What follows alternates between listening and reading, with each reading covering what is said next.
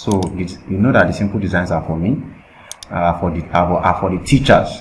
So I'll bring another simple design that I have on the list, which is this one that I have here. How can we create this? Very simply, how can we create this other design that we have here? We can do that easily as well, right?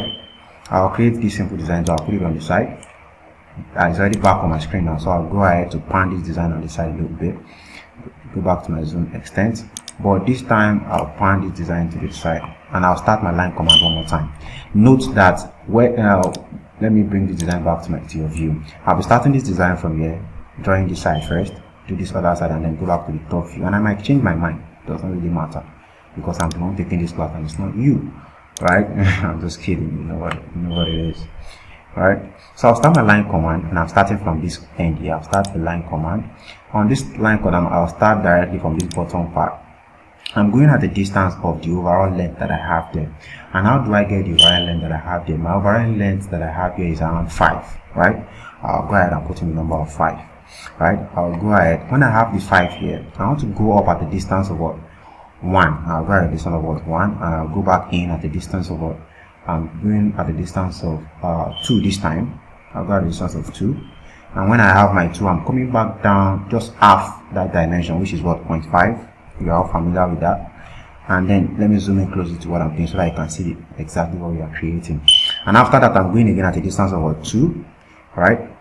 When I click on 2, you can see the distance of 2 that has been created. And I'll go back up at the distance of that same 0.5, and I'll click on enter here. And then I'm going back on that same straight line at a distance of what? 1. And I click on enter. I'm coming back down the distance of what?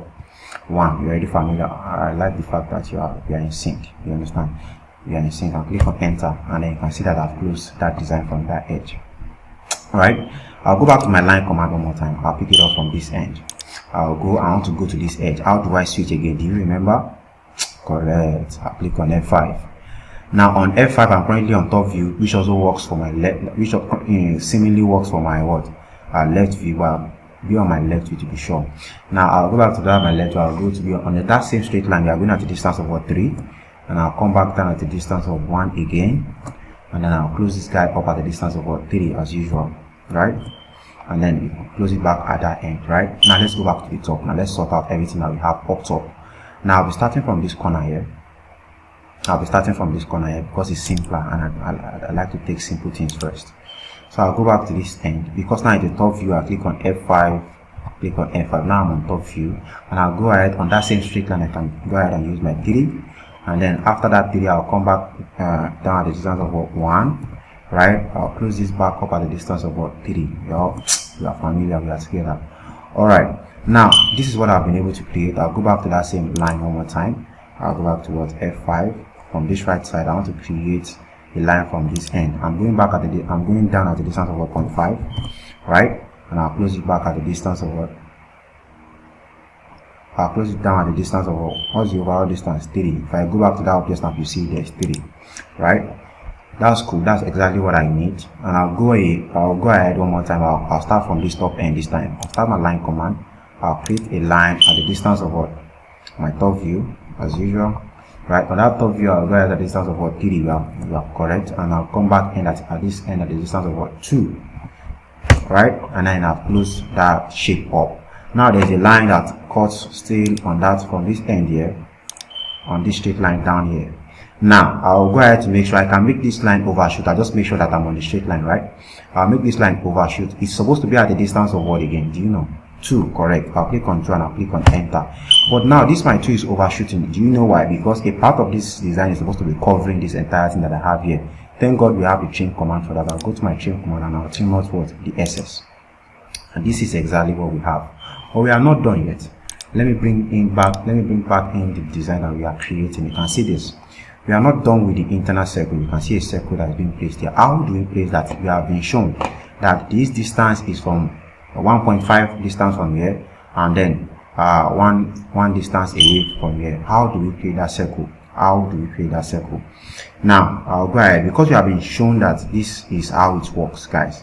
So I'll go ahead to move that design away from there, and then I'll start 1.5 distance away.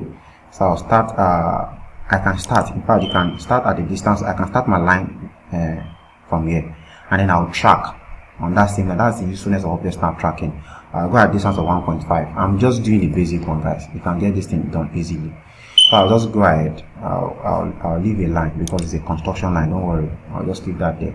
And then again, I'll start a line command again. Tracking from this end this time. I'll move forward at a distance of what? 1. Correct. Remember. So because it will pick up that line at a distance of 1, and I'll click. Now there's a circle that needs to be created there, guys. Right? There's a circle that needs to be created there. Do you remember the size of that circle? The size of that circle is what? 0.5. So I'll go ahead to my circle one more time. You know how we create this, right? Go back to your what? Arc. Axis end circle. What are we looking for? We are looking for what? ISO circle. I'll click on ISO circle on the list and I'll look for the intersection point. Now, is there any intersection point showing here? No. I'll use my object snap override and I'll look for something known as what? Intersection point. Get this point here and I'll go ahead to create it. So what am I looking for? What size am I looking for? What radius of a circle am I looking for? I've kind of closed that design, but I think it's definitely 1.5, and I'll click on what? Enter. And that's the circle that I have here. I'll select the construction lines. Basically, we all know what construction lines are meant for. They are usually a guide for what we are trying to get. They are not part of our drawing, right? So basically, this is how we create all these amazing isometric design, and I have lots and lots of them that we can create, and I can go on and on about how simple these things are. Right? Look at a more, should I say, a more complex design. Look at a more complex design, which is not so complex like that, just normal simple design. But again, it is complex in its own way for some people. But this is another design we can create. But this design, I'll be taking it a step further, guys.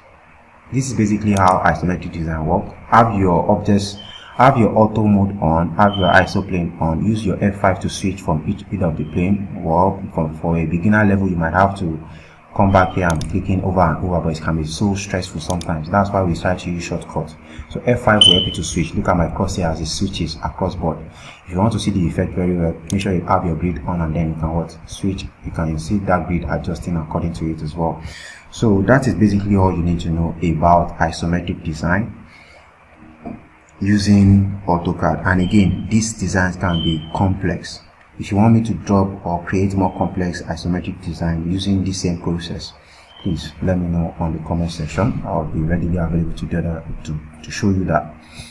And again, this other design that I showed you guys, I'll be creating this directly on AutoCAD. I'll be creating this design for us, but it's going to be more fun. I want to make it more fun. I want to make it more dramatic. You know me, I like drama, right? So watch out for the next video. We'll be creating this design together on the 3D workspace. Thank you very much, guys. Like, share, and subscribe. You know, that is how we can get the word out. Spread it. If you find this video valuable to you, please like and share, please, guys. Take care of yourself. Subscribe to the channel if you love whatever we are doing here. This platform is meant for people of design, right? People that are into design. You notice that we have been doing a lot of designs, not just AutoCAD, not just graphics, not just whatever. I'm into a lot of stuff. That's how creative too. Take care, guys. Bye.